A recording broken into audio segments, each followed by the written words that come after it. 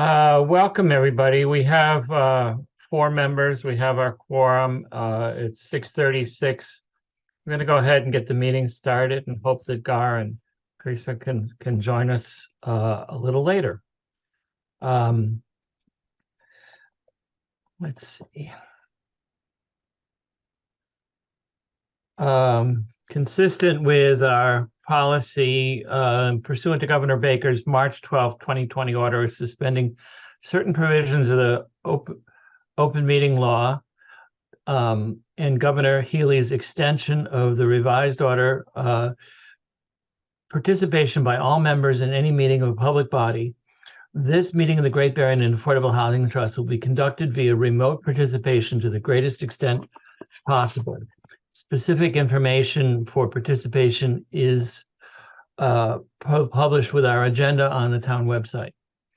For this meeting, members who wish to listen may do so as per the instructions on the agenda. No in-person attendance of members of the public will be permitted. Every effort will be made to ensure that the public can adequately access the proceedings in real time via technological means. All votes are roll call. Because we are remote, we are required to do a roll call vote. So I'm going to ask each member to acknowledge. Bill Cook, please. Are you here? Yes, I am. Joseph Method. I'm here. Ananda.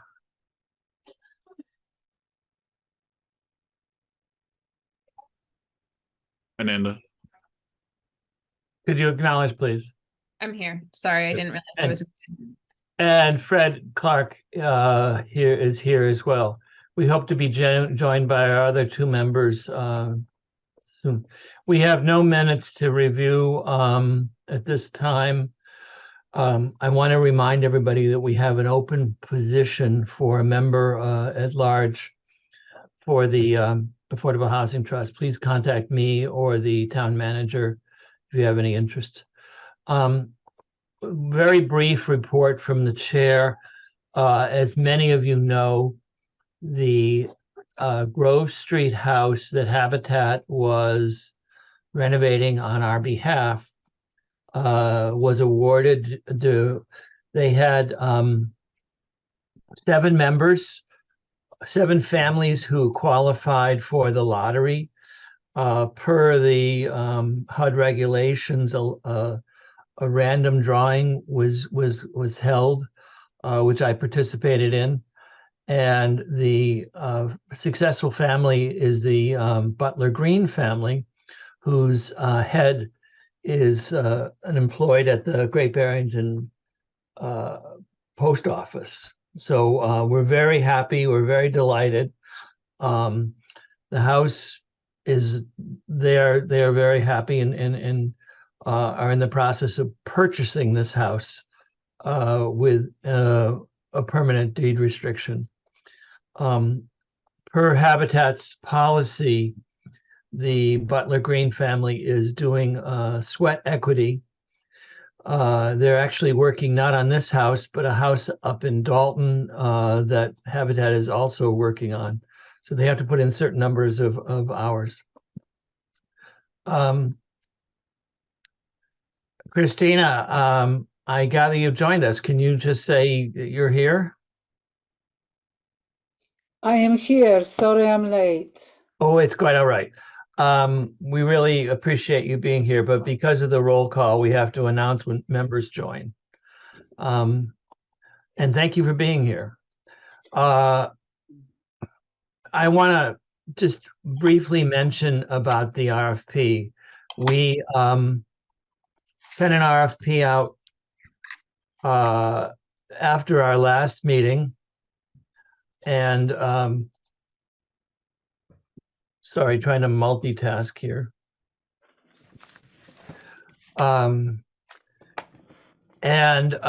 We have had 2 responses to it. But because of legal rulings, the way the RFP was written, it is a rolling open RFP without one set deadline. the deadline is the 1st of every month. And legal told us that we could not change that for the month of October, that we had to wait until November meeting to review the RFP proposals. We have 2 proposals. We will get into the details as we get closer to that date, and you'll get all the background information that you need to be able to review them. We will have the people proposing attend in person. I think if we get another proposal, I'm going to suggest that we do it on a different or subsequent meeting because I think it's too much to do that. Can we Also, move up our November meeting? pardon me? Yes, move that's up? what I'd like to propose is that that our regularly scheduled November meeting should be the 14th of November rather than the 21st, which is the week of Thanksgiving.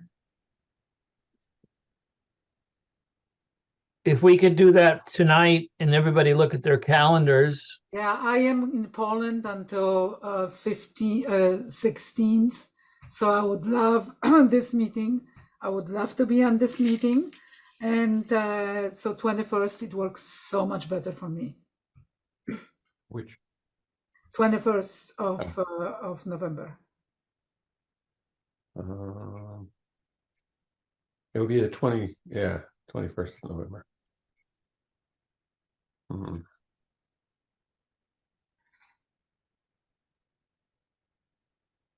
I'm available on either night. I mean, we can, this part we can do over email. So, Okay. I'm gonna suggest though that if we could do it publicly, since the public might be following this meeting and there may be additional applications by November 1st.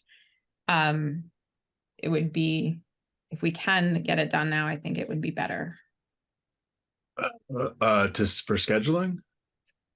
Yeah, like if we're moving if we're making our regularly scheduled meeting an earlier meeting because of the holiday, Yeah. Given that it involves reviewing proposals that we're talking about at this meeting, that's why I was saying it would be better if we could just move it now rather than over email.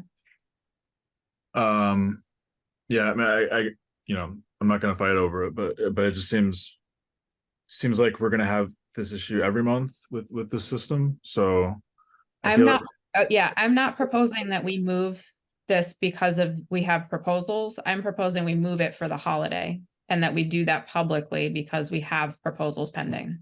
Yeah, Yeah, and I mean, I'm if probably we not do- going to be available on the 21st. we're just not gonna be able to do it on the 21st. Like, I don't think anyone's gonna be able to do it on the 21st, right? Well, Christina is saying that the 21st is much better for her. Fred says he can do the 21st or the 14th. I can do either, but the 14th would be better. I'm less available the week of the holiday. Our other members, Bill, Joe, are you traveling that week? And would you not be available the week of the? Yeah, Yeah, I'm not actually traveling. I'm fine. So 21st is okay with me. Because if we can all do it on the 21st and we can't all do it on the 14th, then we should just do it on the 21st. Sounds good. All right. okay. I can probably dial in from wherever I am. Okay. Our And to phone is the on. other point that you suggested that if we had another proposal, we schedule a subsequent meeting. I don't know if we can split up the decision like that. Yeah, that sounds right. I think that everything that we get by the due date each month, we need to review at the same time. Okay, but maybe that may be superficial. Ideally, it would be. Wait, what do you mean? Yeah, what do you mean by? I think I'm sorry, let me speak. I think our capacity to review is limited to about 2 proposals in one evening. I don't think that we have the capacity or the endurance to give enough appropriate attention to more than 2 proposals. Well, we could put them all on the agenda and see if we just have to.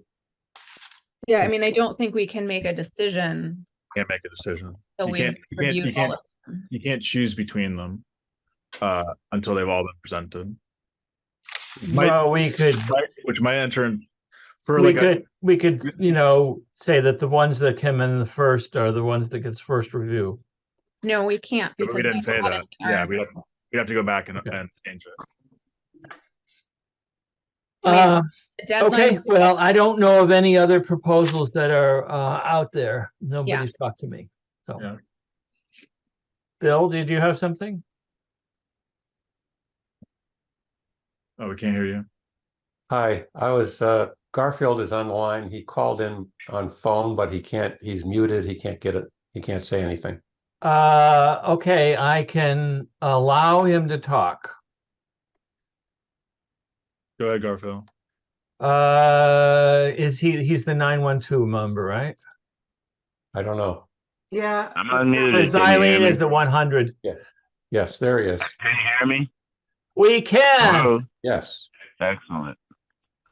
So I missed what we were talking about and the meeting dates, et cetera. Is that what you were speaking about? The 21st or the 14th? We were. Okay. I didn't get most of that and what the conversation was and why we can't Well- make a date, et cetera. I couldn't make it because I will be in Poland and I can't join them Zoom because it would be in the middle of the night for me. So we decided to do it on the 21st. Most of the people Is can. that to be confirmed? Yeah. Isn't what I have no idea when Thanksgiving is. Is it what day is it? 24th? 23rd. So we're gonna do that 2 days. Wasn't that a little tight, maybe, or something? Holiday? Or... So we don't need so much time to cook the turkey. People are traveling for the whole week. Some people are traveling. Okay, I'm not. It sounds like Bill. Well, if we need to do the 21st, I can do it. I'm not traveling. It just seems like it's 2 or 3 days ahead of the holiday. Sounds like chaotic. It does seem like that, Garfield, but it also sounds like we can all make it work. So we're gonna stick with it. Yeah. Okay. So I did mention the RFPs because originally we had thought we could try to review them this evening. I wanted to just say what happened and why and what is looking forward. But instead, we have a couple of other things to talk about tonight. I'd like to go back to our ADU proposal. The subcommittee worked on it. They worked on the rubrics, and I think we're pretty close at this point. The other part is the first phase, step one application for the Community Preservation Act is coming up very, very soon. I believe it's November 2nd. And so I'd like to talk to this group about what our application was. To brief you, the step one application is very simple. It basically is, what do you want the money for and how much money do you want? But it is important that we as a group decide how much money we are applying for. So I'd like to get into that. There's one other business thing before we forget, because I forgot last month. In order to disperse money from this committee, we need 2 signatures and on a regular basis. We, in the past, our practice has been to have 3 authorized signature persons. That has been Bill Cook, myself, and John Katz. John Katz was sort of our financial guru. Because John has retired, we need to replace him, and Ananda needs to be, as a vice chair officer, needs to be involved. And let me see if I can find here. Christina, you have your hand up? Yeah, it's just, I just wanted to ask something because you were talking about the agenda. I am, and I never was in this situation, but I would like to talk or bring to your attention some issue that is really bothering me, and it's very much related who we give the money to. So I was wondering where an agenda I can put it on. Well, It would be trustee speak time unless would it be, falls under, yes. unless it falls under a discussion we're having. Okay, so you'll let me know. Yeah. So, let me see if I can find the authorization here. Damn. Sorry.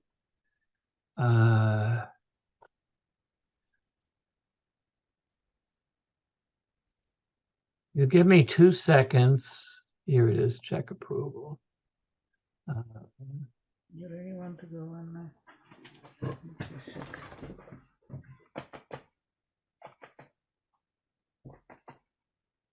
Come. Up. Can you see that?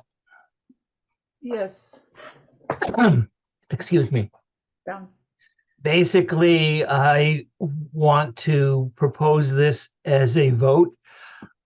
This will authorize any two of the following trustees may approve payments: Fred Clark, Ananda Timpain, or William Cook. Checks may be endorsed by either the chair or the town treasurer and deposited in an appropriate account by the town treasurer. The chair at each regular meeting report to the trustees any payments made in the previous period and to who they were made and what amounts. Voted and agreed by the majority of the trustees on this date. This policy replaces any previous versions. Basically, this is authorizing Ananda to be a signator. And there's nothing really special about this. Mostly the criteria is who's available during the day that can get to town hall when the paperwork's there. And there's nothing else really special about it other than who's available. So can we get a proposal? Can I make a motion to approve it? Thank you. Second, please. Second. Second. We have a motion and a second. Any discussion? So discussion, perhaps. Pardon Sure. me? If we, well, I'm just asking for it. Usually we can have some discussion on things. So. Yes. Well, after we get the motion, we can have the Well, I discussion. just wanted. I'm sorry. Go ahead. Go because we both can't talk at once. Go. What are you saying? What were you It's time saying? for discussion, Garfield. If you have a point, you have the floor. I was just going to state that if need be, if you need a backup, I'm home Sunday through Wednesday. So I'm available in the daytime if you need some behind that, I guess. That's all I was going to say. Oh, thank you for offering. And I would like to ask, and I know I should know this by now, what does it mean as a majority? Is it a quorum? The majority, it's a very good question. If The there are majority- 7 members present, 6 members present or 7 members present, it means 3 plus 1, which means 4. But in a once you have quorum, majority is whatever the majority vote is of that meeting of the body. Right. Yeah. But you don't count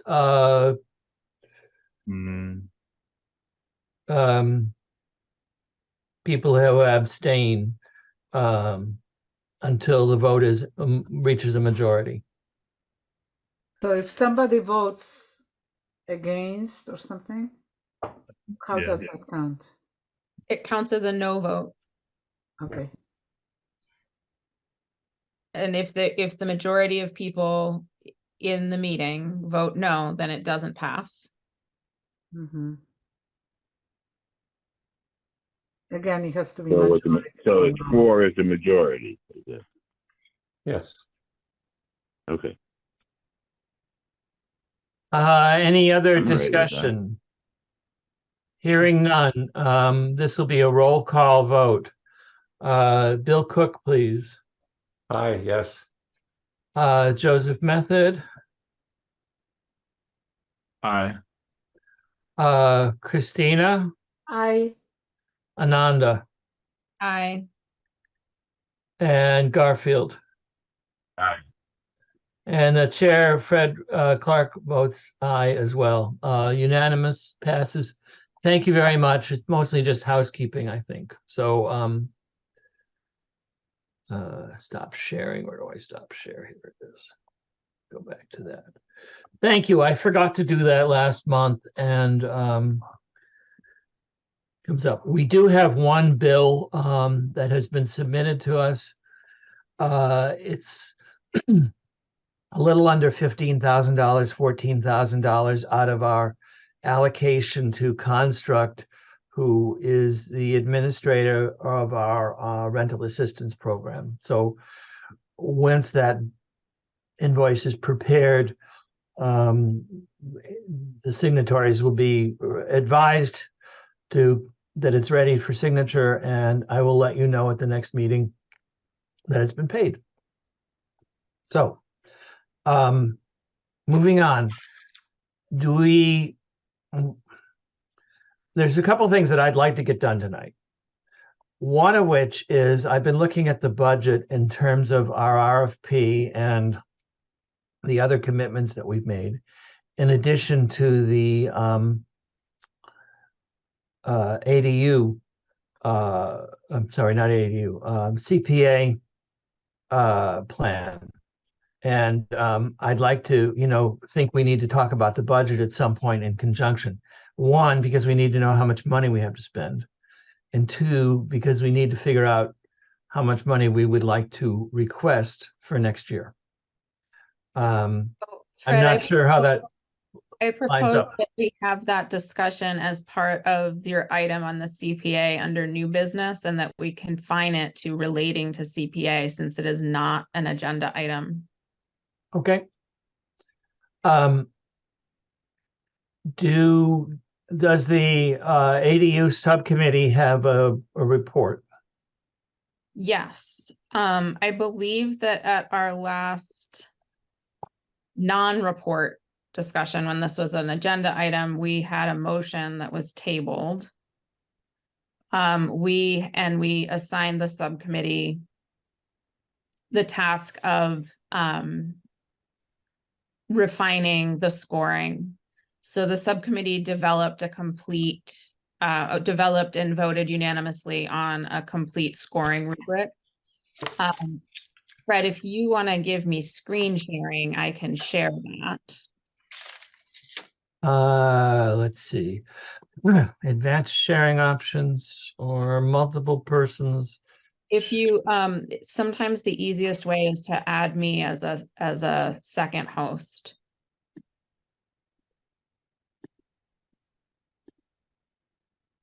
Make co-host. Got it. Great. So,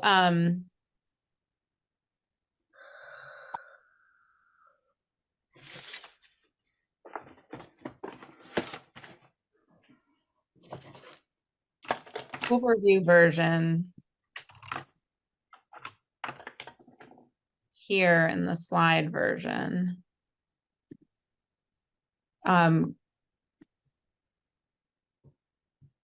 Let me go back a little bit. So the first thing we did, well, actually it's the last thing we did, but in order of understanding the structure, it actually comes first, is we amended how proposals will be funded. So the total number of proposals will be funded, determined in the evaluation process and based on the strongest matches to the project criteria. And then we made this additional change: a minimum of 2 loans or grants will be made. Then we expanded the criteria and clarified. So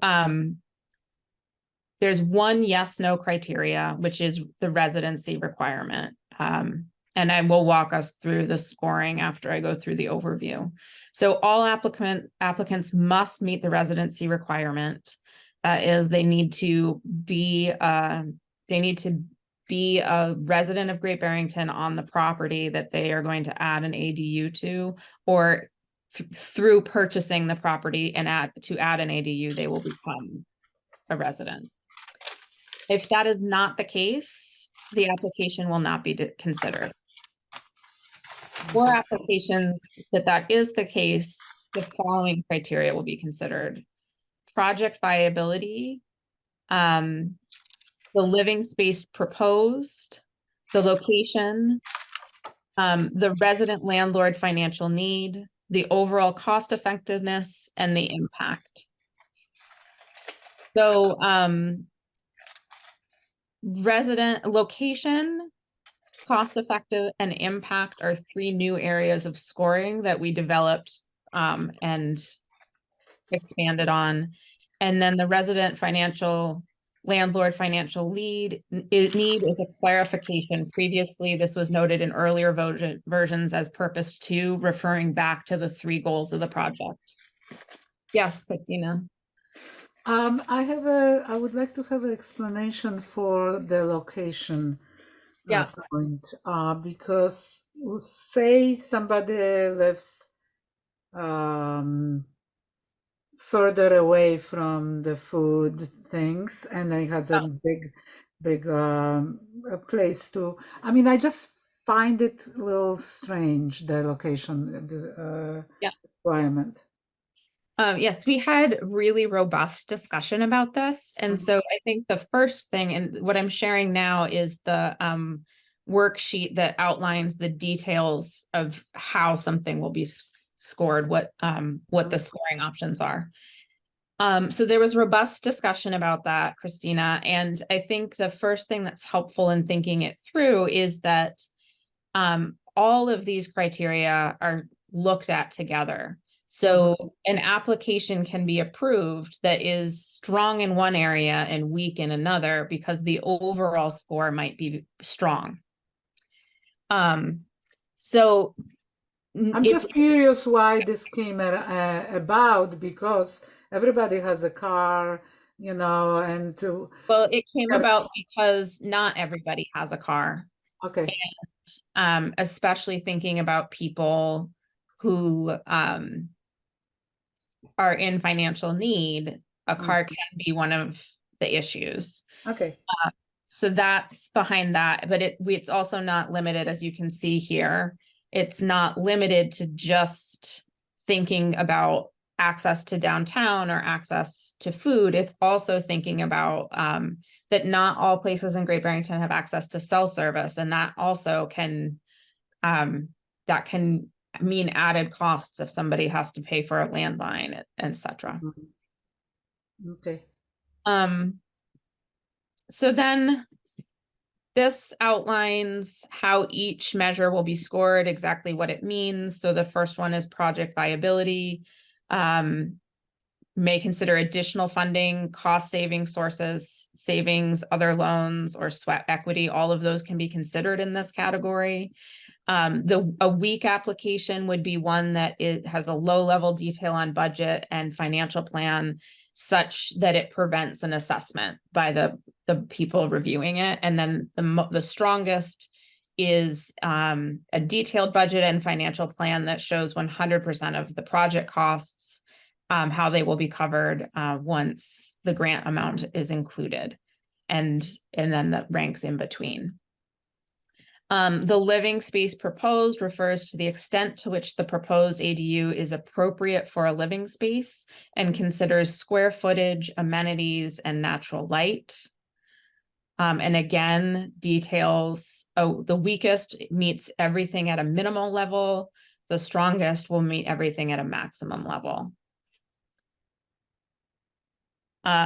Location we discussed. So a weak proposal would require the renter to have transportation and be fine without cell coverage, while the strongest would be accessible whether or not somebody had their own source of transportation, and also within cell coverage. Resident landlord financial need refers to the extent to which the landlord applicant demonstrates financial strain, meeting the cost of living in Great Barrington, that an income restricted ADU would help alleviate that. And it notes that financial needs should include an assessment of assets, so not just income driven. So weak application would have no financial aid. The strongest would demonstrate that the rental income will provide homeowner landlord or will prevent the homeowner landlord from leaving home. And then in between, like the moderate would be housing costs are approximately 30% of their income, and there is some financial need. On 5, cost effectiveness, the extent to which the project is cost effective. And we looked at a weak one would be inefficient use of estimated cost per square foot, and the strongest would maximize efficiency on a cost per square foot basis. And then lastly, impact, with the provision that a minimum of 2 grants will be made. We're decided to consider impact as the extent to which the project demonstrates the ability to impact the most people possible with secure housing. So minimum impact, the ADU would add a studio unit, and on the residential landlord side, there'd only be 1 person living in the residence. The maximum would have a multi-room ADU. To clarify, we had much discussion about this. We did not mean that it is multiple bedrooms, etc. Like it might just mean there's a bedroom and a kitchen and a living space.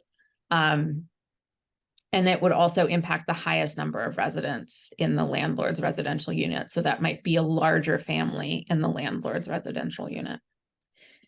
So that's my overview. I'm just one more question here. Yeah. In terms of, I'm just thinking about person like you, for example, who is 1 person Yeah. and who might struggle to pay mortgage. And why would you be in the disadvantage over somebody who has a bigger family? Because you actually have to pay by yourself your mortgage, and you could use the ADU money. I love that question, Christina. I think that it's helpful to consider it with the first criteria. Mhm.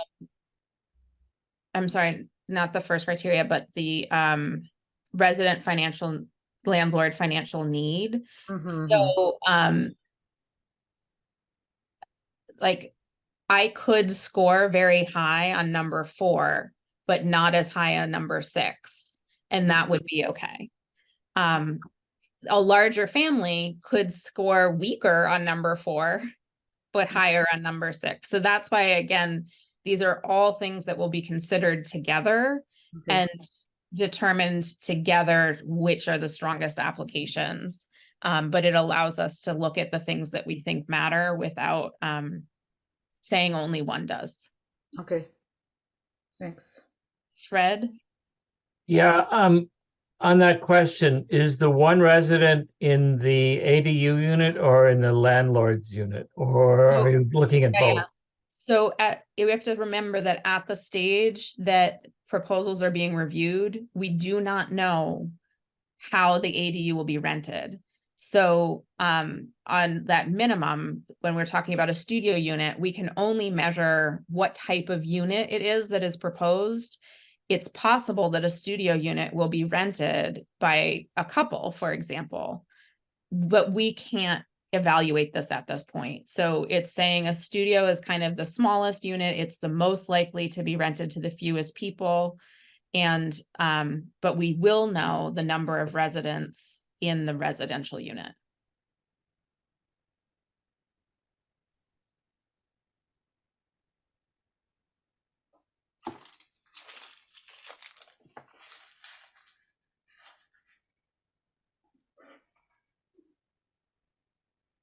Are you ready to move on? I see that 2 of the non-panel members have raised hands. I don't know if you want to take questions or comments very briefly, or what do you want to do? Open to however you want to run the meeting in terms of comments on agenda items.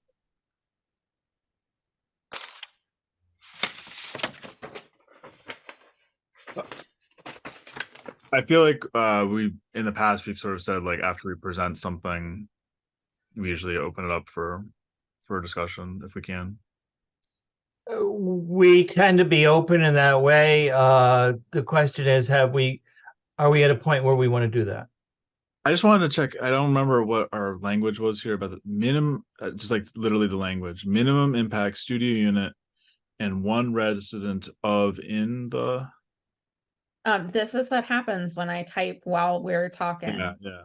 Um, Studio unit and one resident of, I think that's correct. and one resident in the landlord's. Okay, yeah. Yeah. So if we clean that up across, then just I couldn't remember what it said.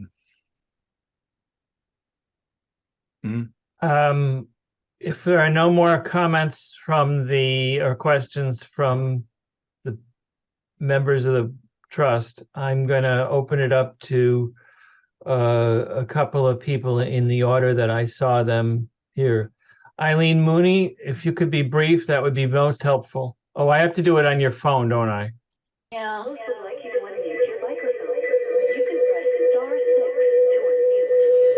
The host would like you to unmute your microphone. You can.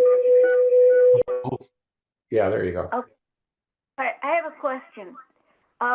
Why is a minimum of 2 loans part of this rather than just being an advisory comment?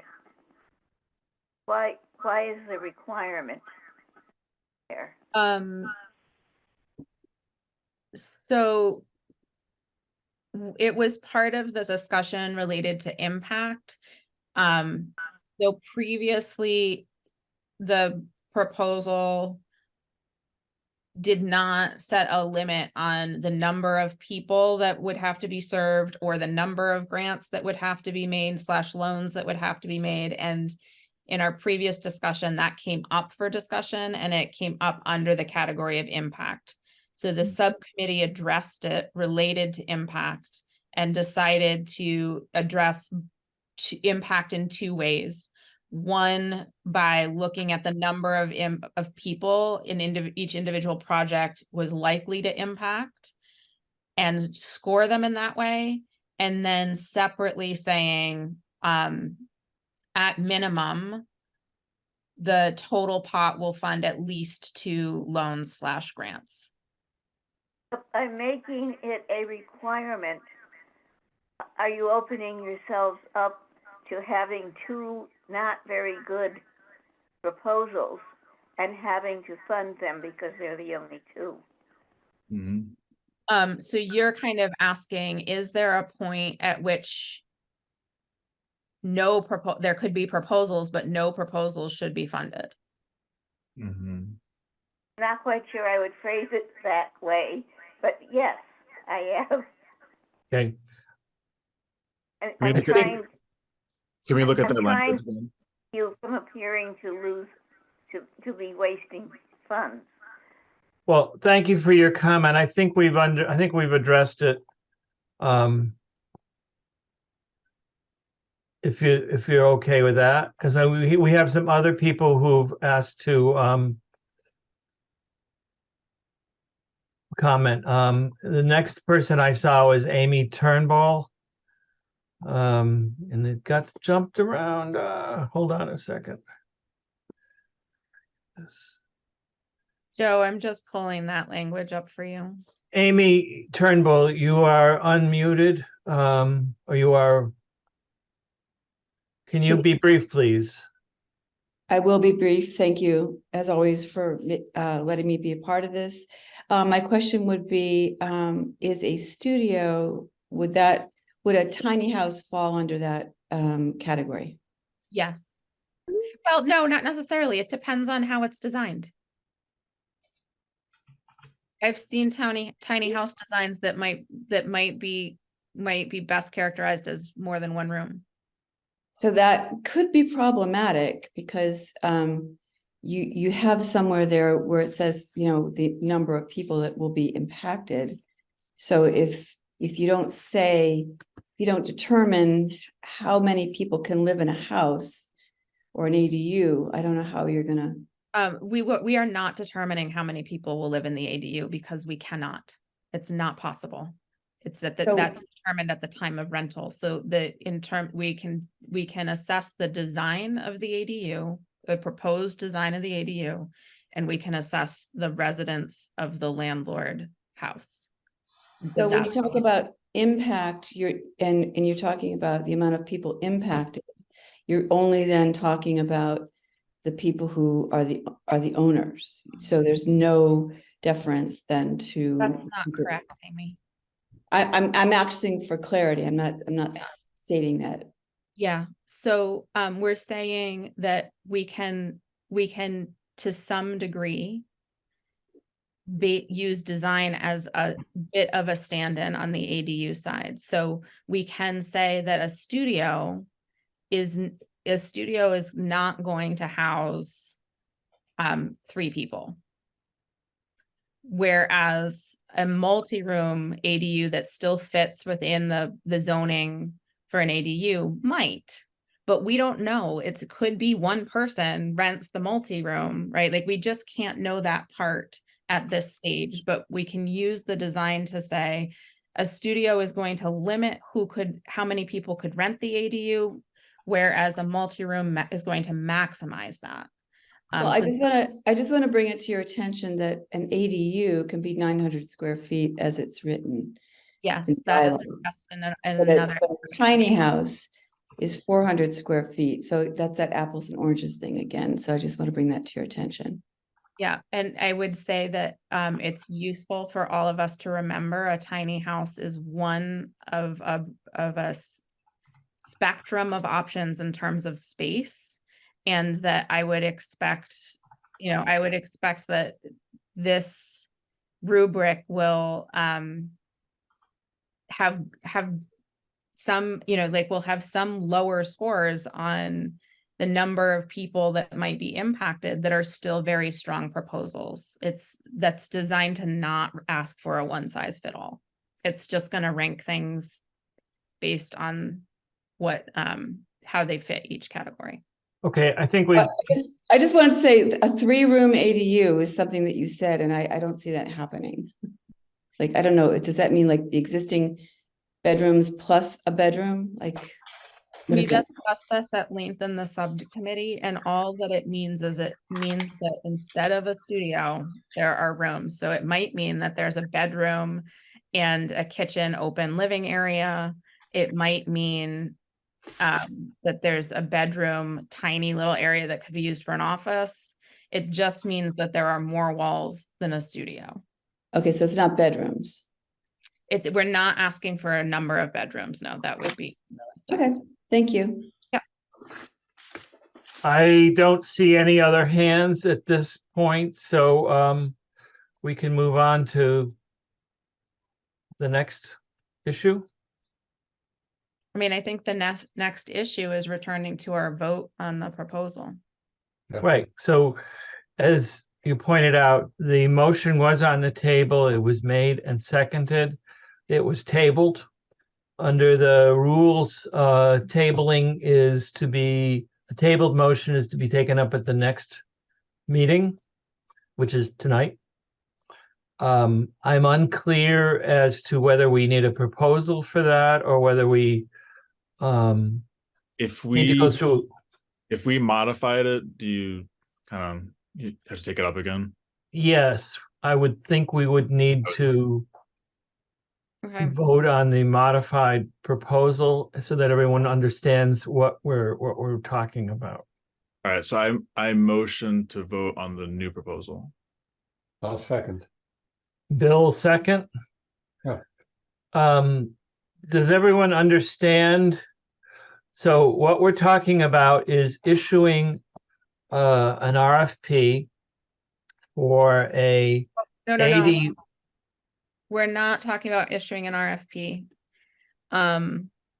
Issuing what would you call it?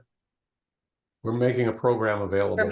We're launching a pilot project because the pilot project includes subcontracting the administration of this. So we aren't issuing an RFP. But we need to competitively select that contractor? Yeah, Chris,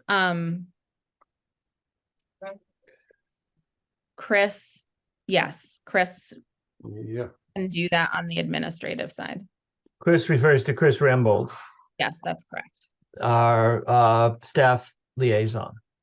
Yeah. So I stand corrected. So the positive vote on this is to launch a pilot program as outlined in the revised ADU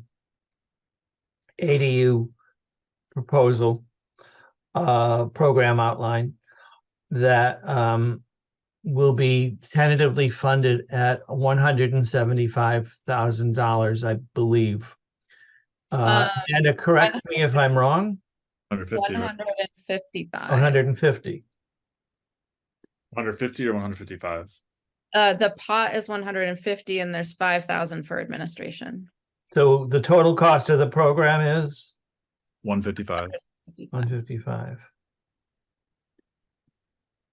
So I think, the proposal needs to understand that the budget commitment. Yeah. Christina has her hand up. So I think this is the moment that I would like to, because I know we've talked about and you have determined the ways we're going to be accepting or who is. But anyways, I would like to raise the issue of toxicity in some of those affordable housing.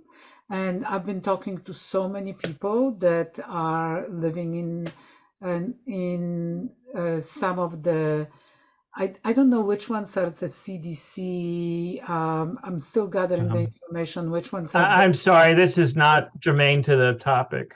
It is because if we launch that RFP and we don't have in place that some of the ways we're going to be judging the applicants, and I feel it's very important that it could be ecologically sound.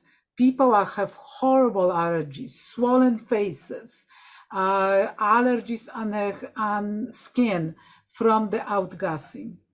And we're going to be giving money for those people like CDC. I don't know if the CDC. I don't really understand your point, Christina. I'm sorry to interrupt you, but I think I have to. I don't really understand how this program would contribute to the issue. It seems like a Because we're separate giving issue. the money to somebody to build something. We're giving money. Yeah, and they're going to live in Great Barrington. But she wants to add Christina, it sounds like you want to add a criterion, right? Exactly. Thank you. I couldn't remember the word. Yeah, she just wants to add. Order criteria. Do you want to try to make an amendment? Yes. That requires a proposal and a second. Fred? Yes, Garfield is back. He got disconnected. Can you promote him again? yes. Thank you.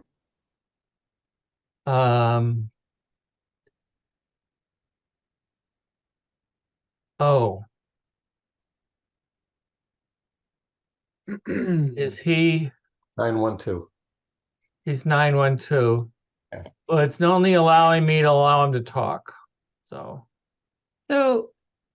This, Christina, fits with the existing criteria. yes, we can hear you. The extent to which the proposed ADU is an appropriate living space. And right now, under that criteria, it asks that the proposals are reviewed considering square footage, amenities, and natural light. Mm-hmm. We could add, you could make a motion to add that included in that criteria is something related to the quality of the materials used. Yes, that would be great.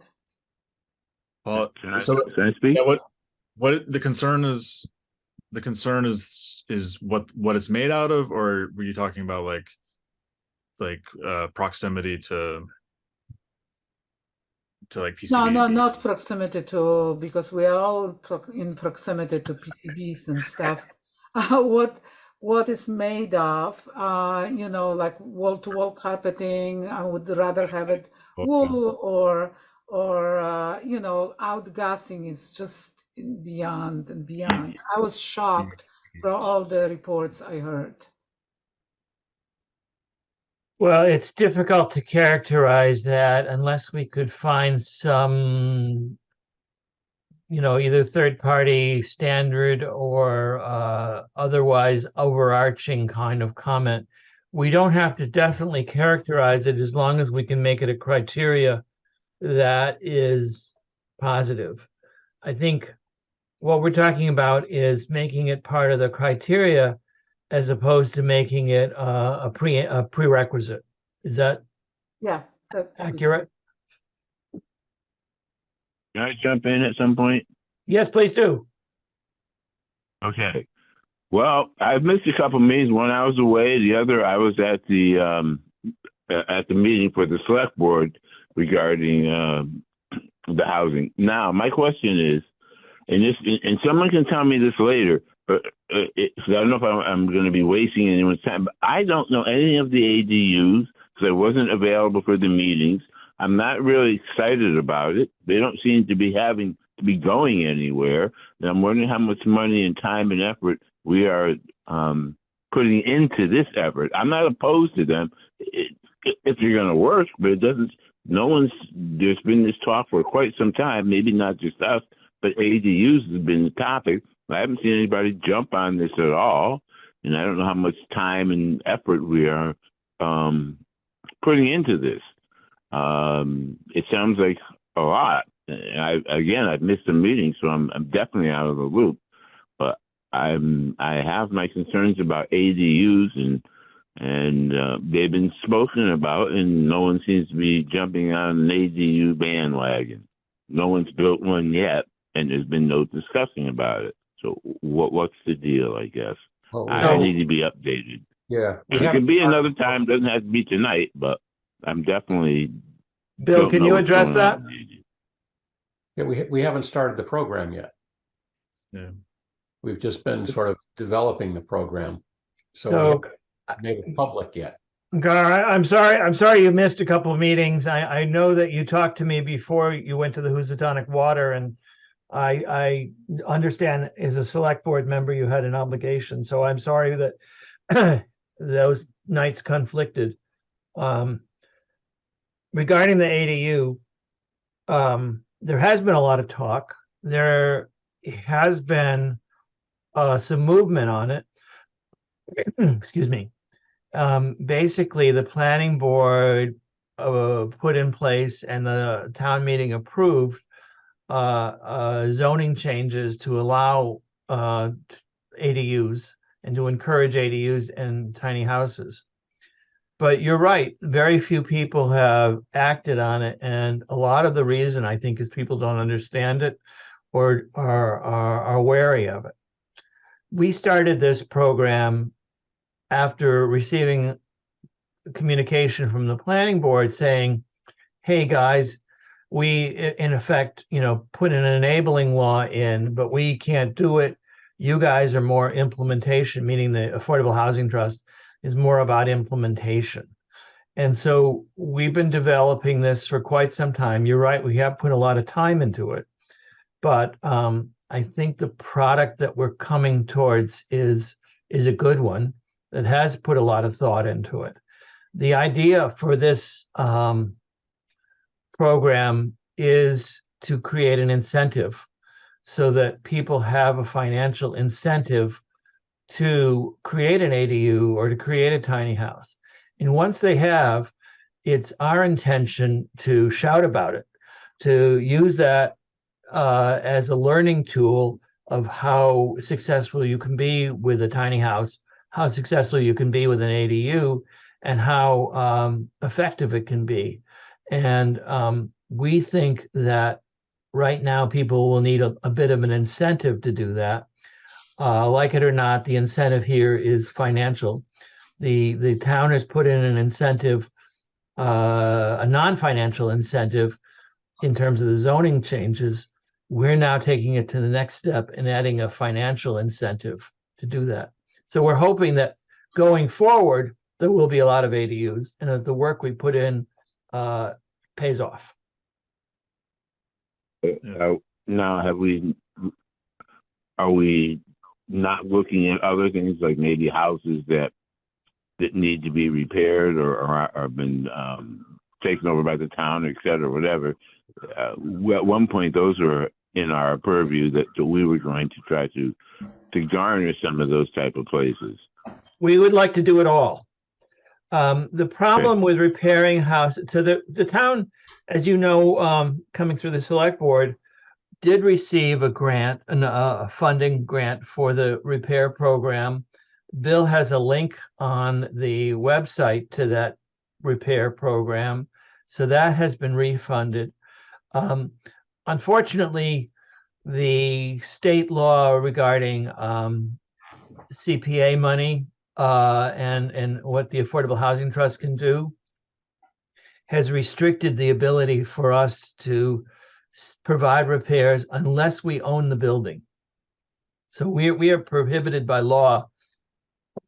Fred, could we restrict this discussion to the open motion to amend the scoring rubric? Okay. So is there a clear proposed amendment? Can we vote that up and down?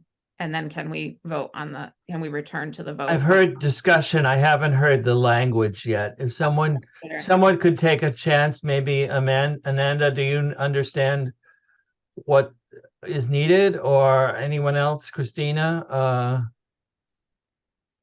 I mean, starting on the high level, it sounds like what is needed is an additional criteria that we could call quality, environmental quality. I like it. I like that. Okay. Joe, your job is to catch my typos as I type. Sure.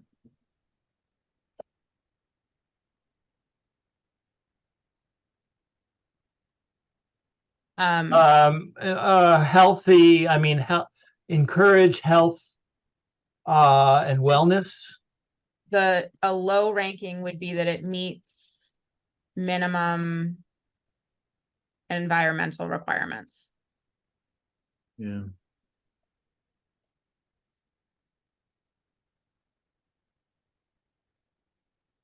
And that refers to building codes. There's an E there, yeah. And then the maximum would be encourages health and wellness, or all natural materials, low VOCs. I don't know. I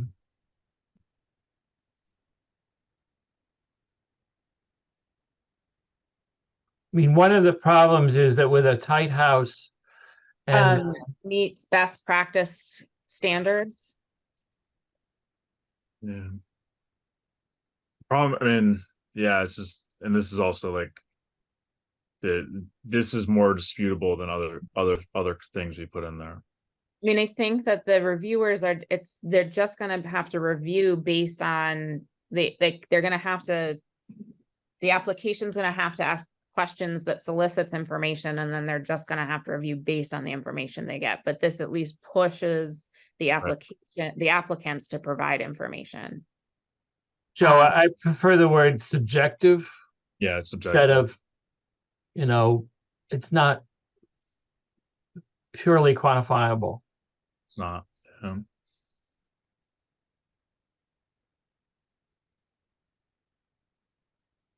So how does that look like as a moderate? It's fine.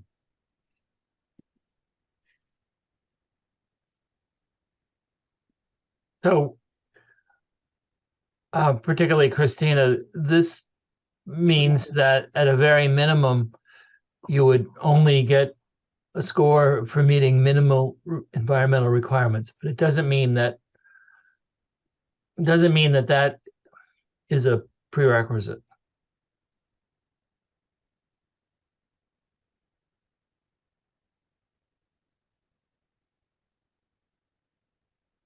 So I'm thinking like if we could use an at least one model here for the somewhat, but I don't know what the one is. I don't either. Incorporates, Fresh air changes, the less, the more like we can leave room for variables, but incorporates at least one best practice standard.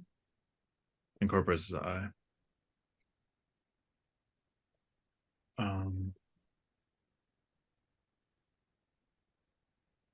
Yeah.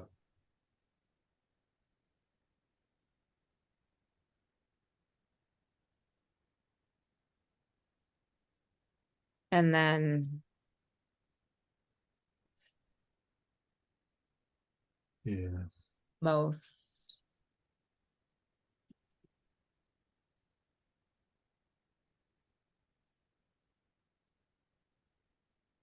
How's that?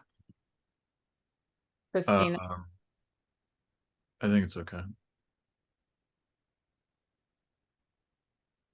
it's okay. It's not great, in terms of somebody reading it and understanding what that means. They all rely on this idea that there are best practice standards that all people agree on, and that may or may not be true. Yeah, I was wondering if there will be a place where they could refer to, where there will be more detailed what it actually means. I Like- think that at the level that we're working at a pilot phase, Yes. that I think is beyond what we're capable of doing, but I think what we could, if by putting this in, we will learn from the process, Right. be able to refine it going forward. And also I think that we're in a period of time where there will continue to be more clarity and agreement around standards. Yeah, and I think that there's a certain value to requiring the proposer to tell us what best practices are, to do the research or do the work themselves, so that they can tell us what's possible. Christina, would you like to make a motion for this to be adopted as part of the living space proposed standards? I make a motion to add this criteria about environmental building to the proposal. And we can reference it, Fred, as outlined on the worksheet, and I'll send this to you right after the meeting ends. Is there somebody who would like to second that? Sure, I'll second it. Okay. And so this is a motion on the table to amend the main motion Yeah. for to add criteria for environmental quality materials used. Because this is a motion, we need to take a roll call vote. So a yes motion will add the highlighted environmental quality aspects. So Bill Cook, please, your vote. Yes. Joseph Method. No. No. Christina. Yes. Yes. Ananda. Abstain. And Fred, the chair, votes. Garfield, you have a vote. Abstain, not knowing enough of what's going on for missing the meeting, so I'm abstaining. Ananda, Gar. And Fred votes yes. So the motion passes. 3 votes to 1 with 2 abstentions. So back to the main motion. We have a motion on the table. It has been seconded. It is the amended motion. Is there any further discussion? Eileen Mooney has her hand up.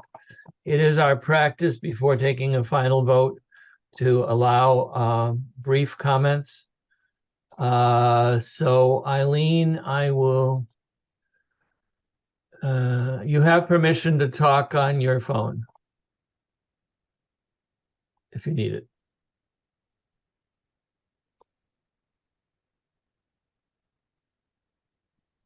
Looks like she might be muted.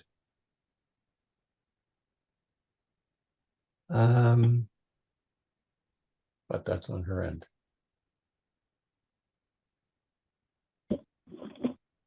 Eileen, Okay. can you hear us? Sorry, it just took a while for the phone to realize that I was pressing its buttons. Has town council reviewed this yet?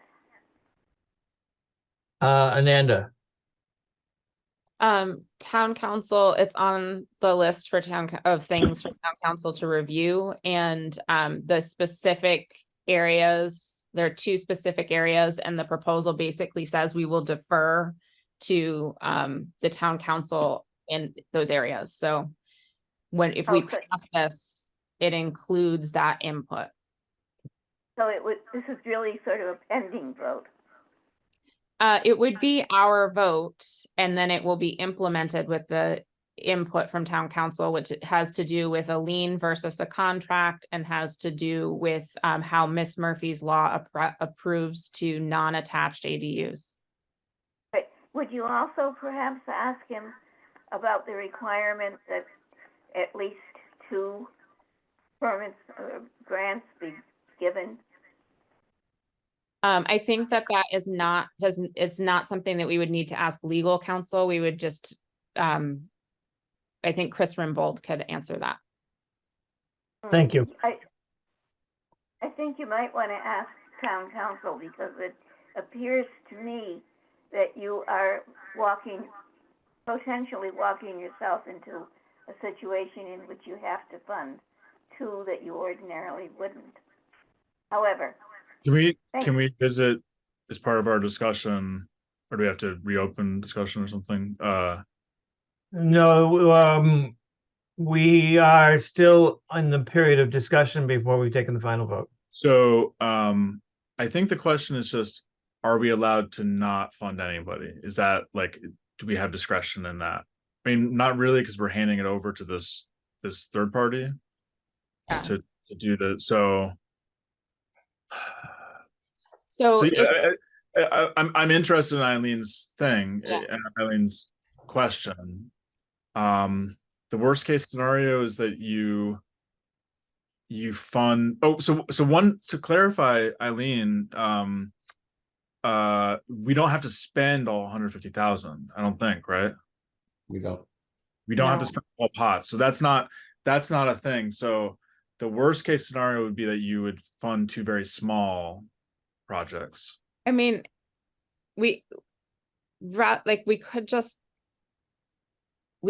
clarify the intent and take care of it. I think that might be better to say it is our intent rather than our minimum requirement.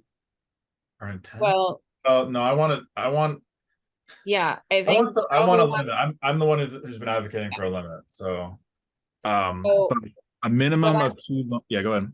So if it says the total number of proposals funded will be determined in the evaluation process and based on the strongest matches to meet project criteria. We could add, if there are no if no applicants meet sufficient criteria,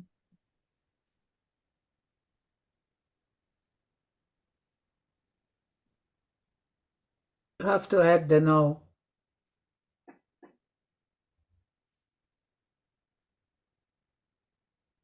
Sufficient has a C in it. and we'll vote on this. Yeah, if no applicants meet sufficient criteria for approval,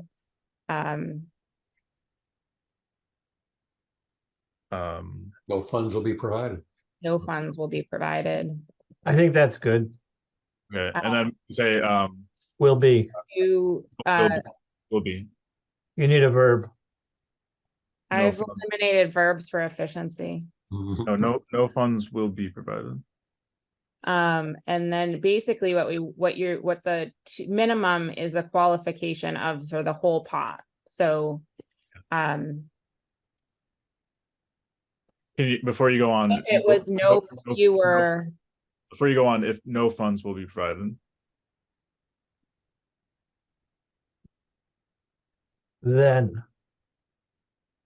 will be, and then get rid of the second funds. There you go. Yeah, and then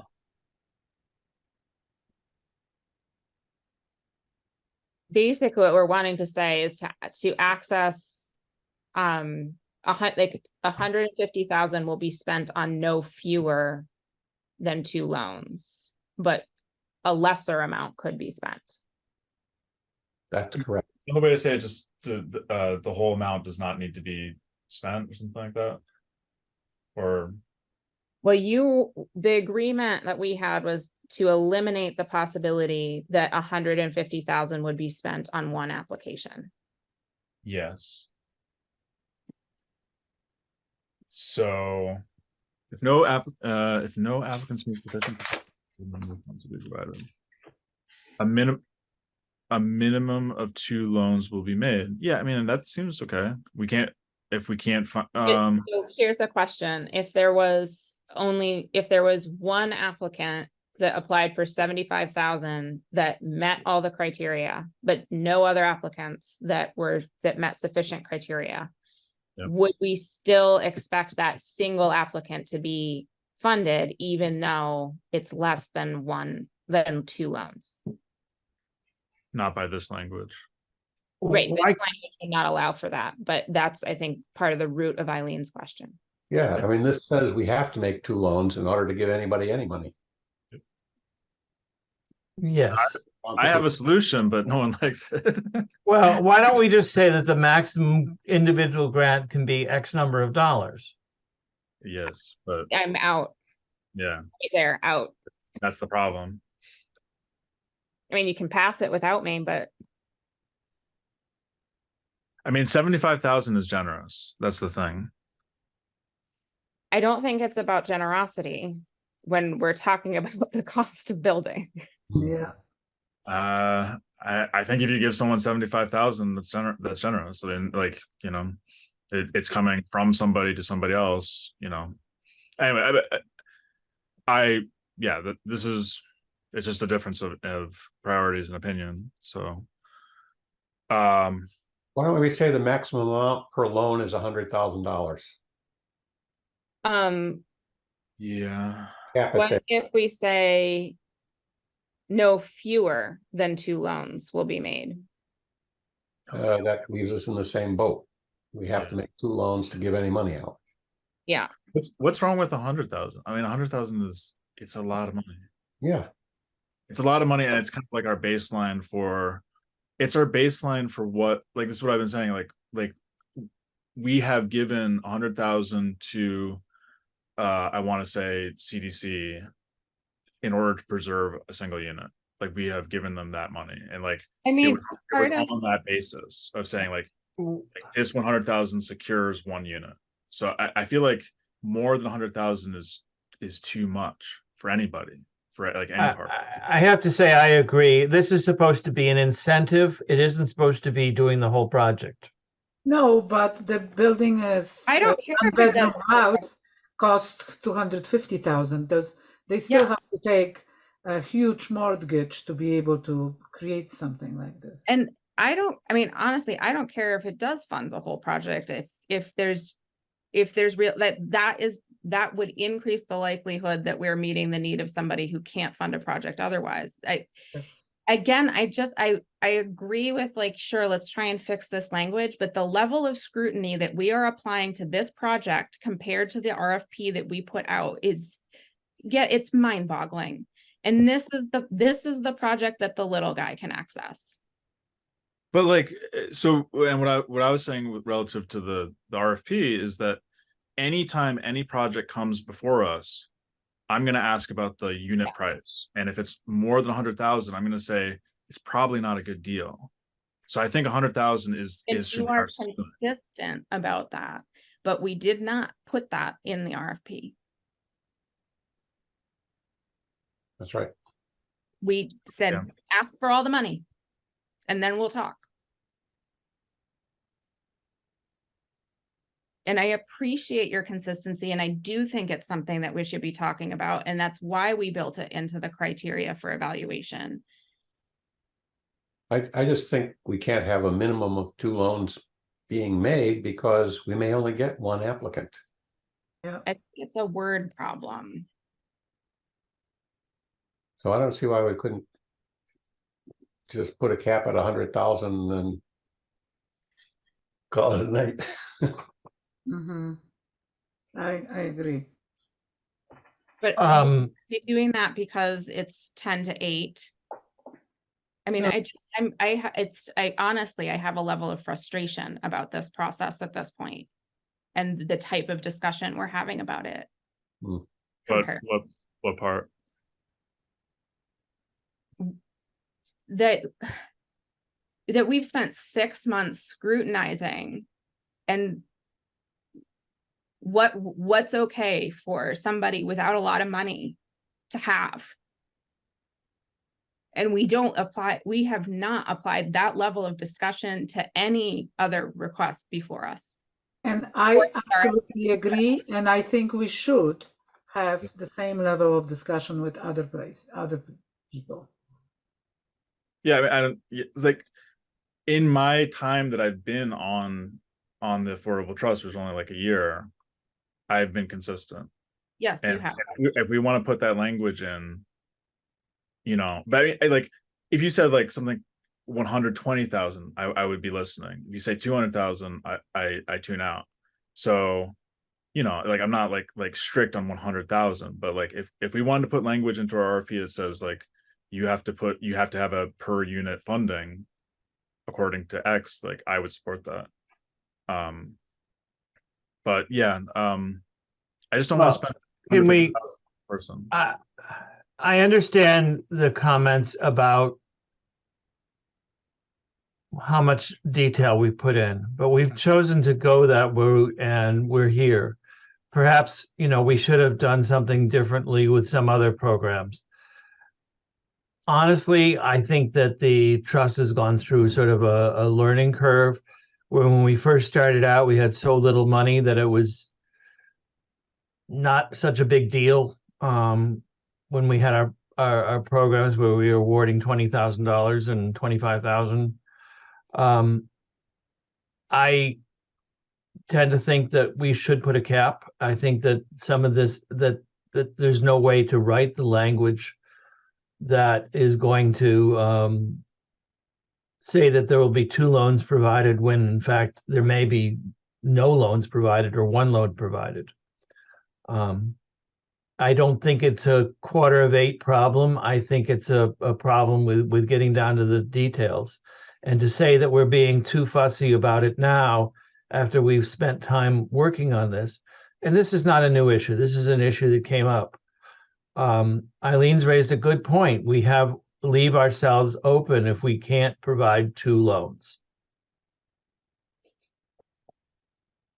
Well, I would motion that we kick it down the road and just pick it up next time. I don't think we should rush anything. You know, and I would support like not having a long conversation, but we can.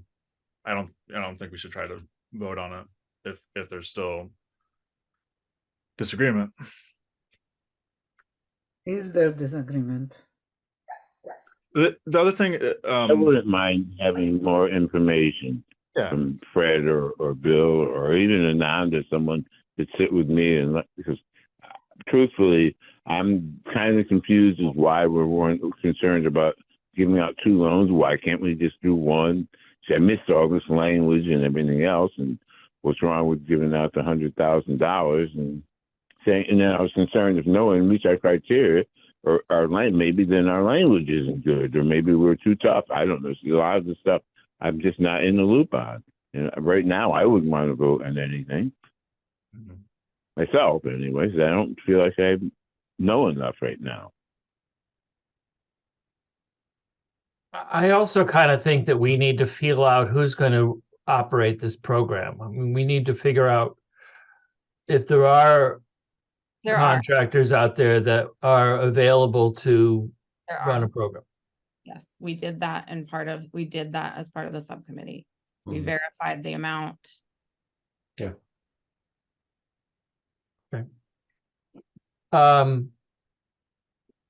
What's the committee's pleasure? Do you want to table this for tonight? Continue discussion at a future time? I don't see that there's any urgency to get this out the door. I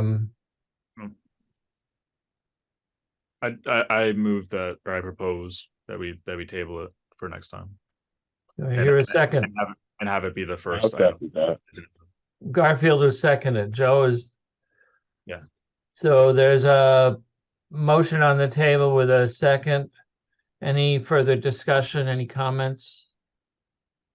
Hearing none, this will be a motion to table for tonight. It is a roll call vote. Bill Cook, Aye. Joseph Method, Aye. Christina, Abstain. abstain, Garfield, Yes. didn't hear you. Said yes, I think. Yes. I'm saying yes, right. Yes, The table. yeah. Ananda, Aye. yes, and chair votes aye as well. So thank you, everybody. This is not going to be voted on tonight. We're going to continue. Can I ask people, do we want to have another subcommittee meeting, or can we take this up in open session? Keeping in mind that our next regularly meeting, we have two lengthy RFP responses to respond to. I think we should do it in regular session. Yeah, I don't see that it needs to go back to committee. Okay. Unless we have two meetings a month, then it's going to be in December. Wait, I'm confused. The November meeting has two lengthy proposals. There's a possibility that we may be able to spend a half an hour or 45 minutes at the end of the meeting on this issue. I'm not sure that's going to be sufficient. Yeah. And I think we need to respond to the RFPs at the next meeting. We do. So what are the proposals can we know what are the proposals to RFP? We have received two the committee chair has received, no, not the chair, our staff people have received two proposals. The RFPs go to Chris Rembold. And so we will be sharing that information before the next meeting. It hasn't been made public at this point. Okay, thanks. Before we sign off, because this is a critical issue, I need to ask about what to do for phase one of the CPC application.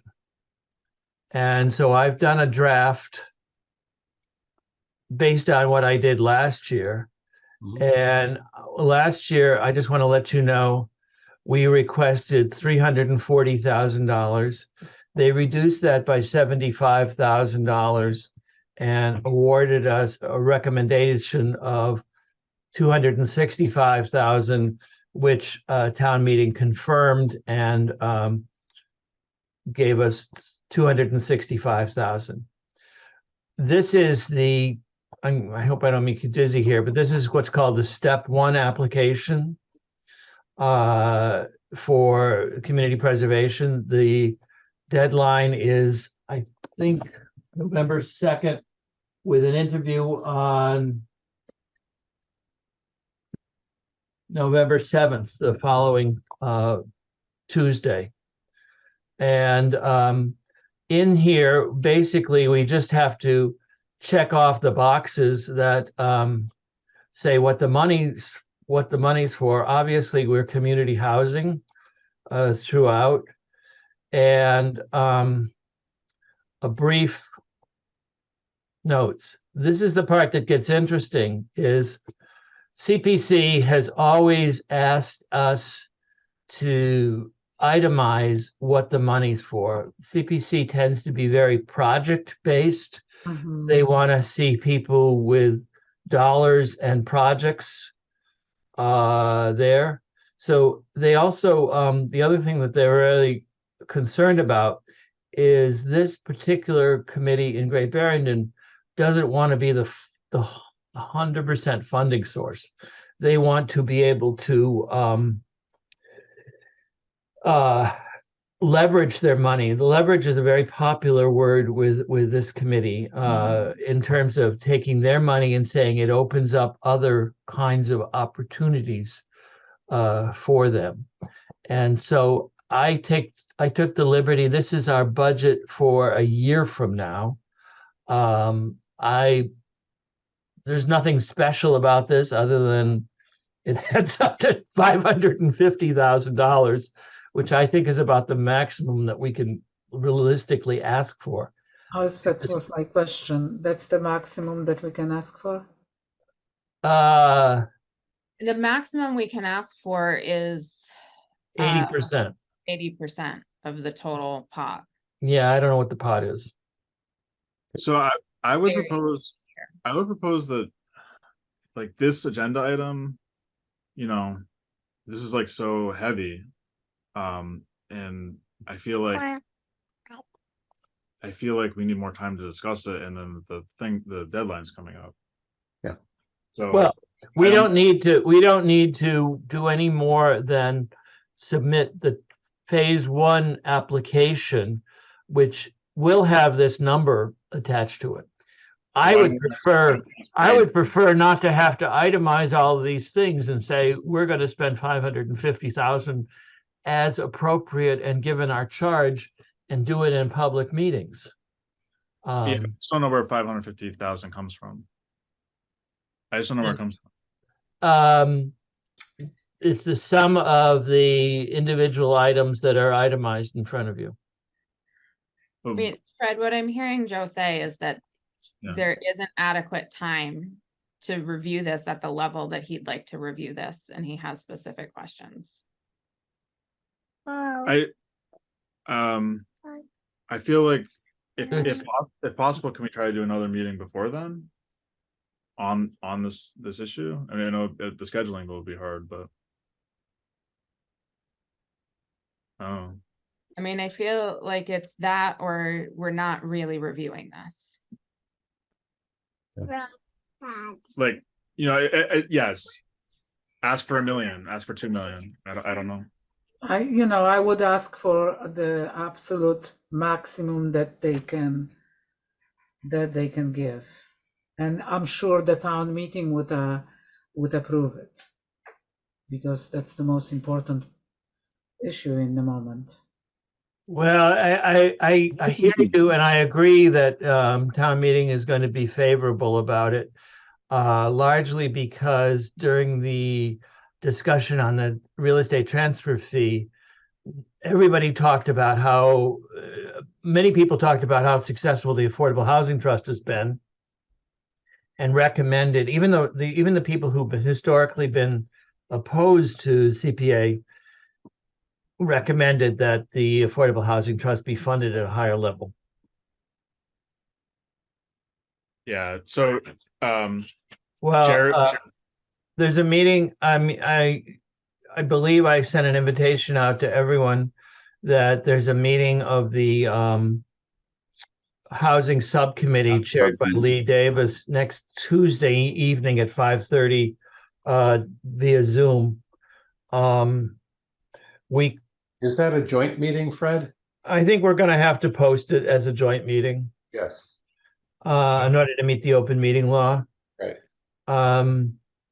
One of the, and I suppose we could post a meeting the same night after, depending upon your stamina and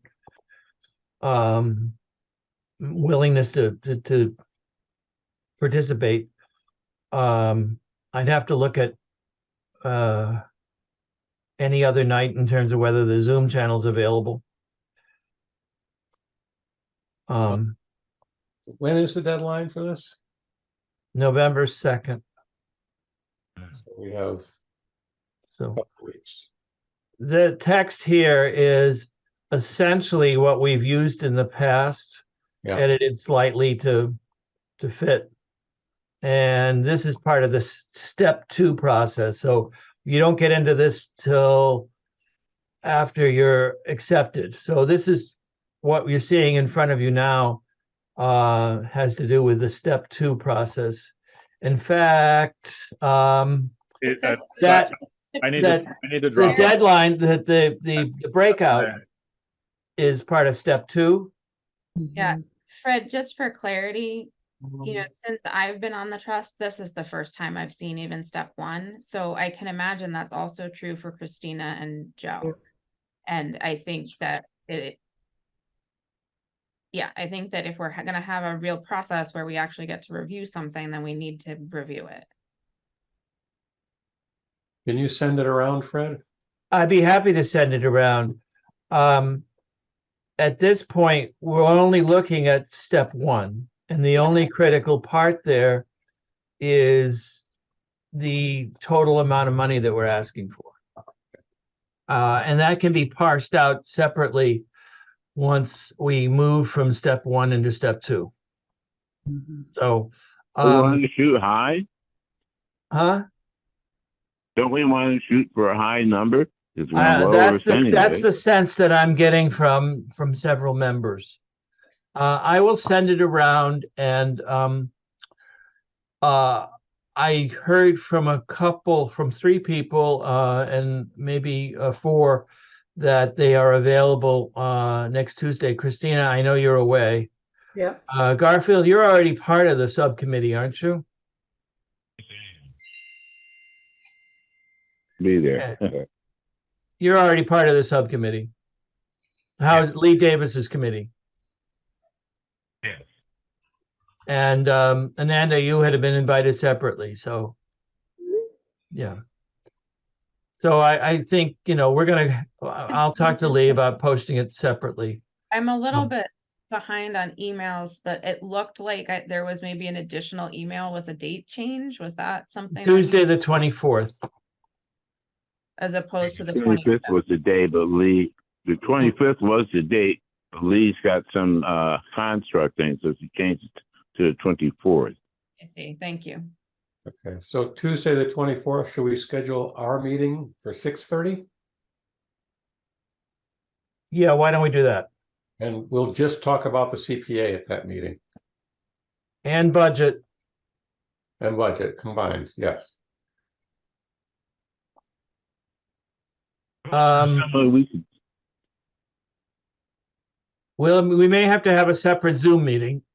But and Christina, I know you're going to be away.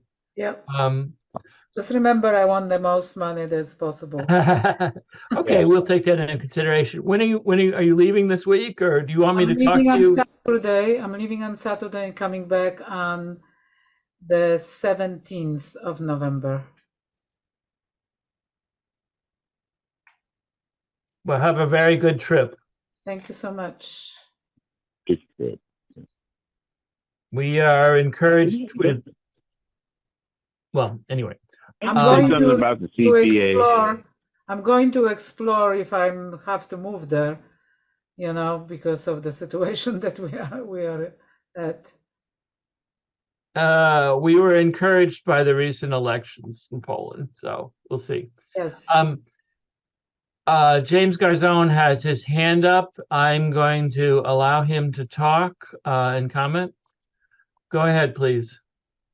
Good evening. This is James Garzone, 84 North Plain. I just wanted to make my comment regarding the CPA. We should shoot for the maximum because I do feel that's going to be very advantageous for the Affordable Housing Trust this year. So 80% is what we can apply for. We should apply for 80%. Thank you. Thank you for your comment. So we typically try to end at this point. We start losing members at this point. So we're going not to act on the CPA application at this time. I will be sending a posting out for a meeting on Tuesday, the 24th at roughly 6:30 p.m. I need to confirm the time. The meeting will be immediately after the joint subcommittee of the Housing and Planning Board at 5:30, which will also be posted as a joint meeting of the Affordable Housing Trust. So look for those two agenda items to come out. They will both be on Zoom. We can probably have one agenda to cover both meetings, but I don't Well, think, they may have different ones. I think we need to be separate because our agenda item for our discussion is only for the trust. It is not for the other members. We need to have a separate agenda, and it may have a separate Zoom login. You may need to go out and come back in. okay. Oh, sorry. Any board members, any trust members have a comment? Any additional comments before we adjourn? I do. Yes. I have one. But this is just what the CPA feels like to me is they're treating us like someone who has no credit. You know what I mean? Like you can't get credit unless you've had credit, but we can't get it if you haven't given us an opportunity. You know, they're holding our money because we don't giving them something 900% concrete. But at the same time, you have to allow us to go ahead and do what we need to do without having to worry about if we got every I and T crossed when we're all on the same team. That really bothers me. That bothers me, the way they hold those purse strings and the way they treat us. And it is like that. How can I get agree credit with if you. don't give me none?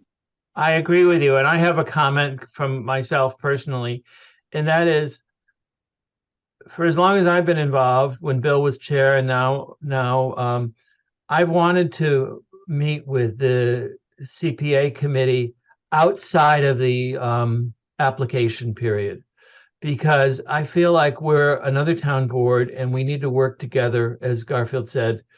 And we're unique in that we're the one people that are going to be coming back every year, because that's our marriage, our CPA marriage and the Affordable Housing Trust as created by the legislature. I feel like if we only talk to them during the application period, it tends to become adversarial. It tends to become, you have to justify this and that. And I think that there's another middle ground where we can say, how can we help you achieve your goals? How can you help us achieve those goals by working together and meeting outside?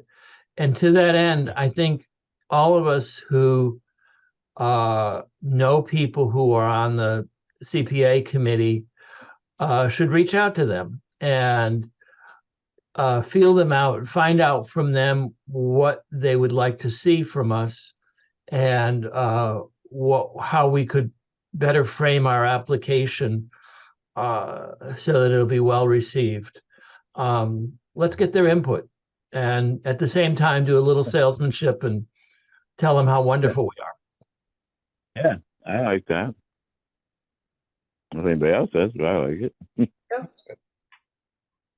Are there any other comments?